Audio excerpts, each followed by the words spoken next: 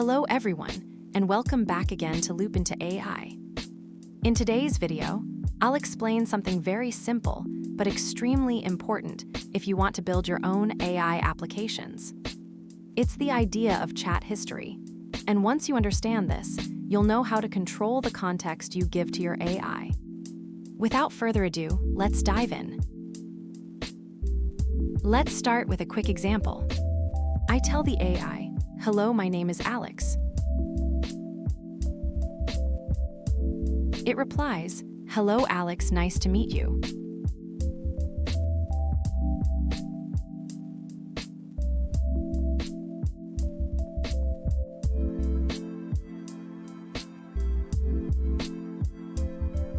But if I now ask, "What's my name?" it completely forgets. Why does this happen? Why does the AI forget, even though I just told it, "My name is Alex," and it replied, "Hello, Alex, nice to meet you." But then when I ask again, it suddenly doesn't remember.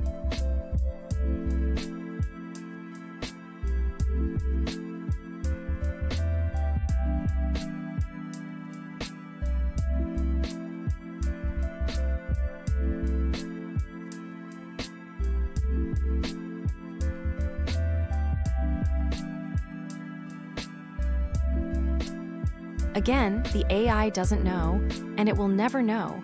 Even if I tell it my name a million times, the next message, it will definitely forget. And that's exactly what happens if your code logic isn't set up the right way.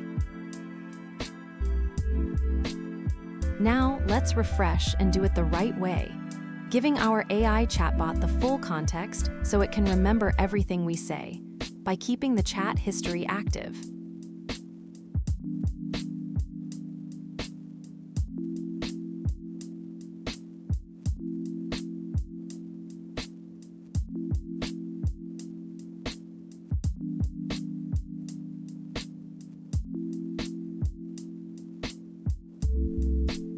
As you can see now, the AI remembers everything I've told it, not just my name, but also my age and any other details we've mentioned during this conversation.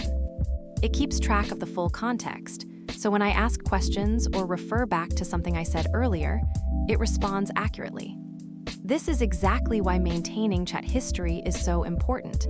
It allows the AI to act like it truly remembers, making the conversation feel natural and connected.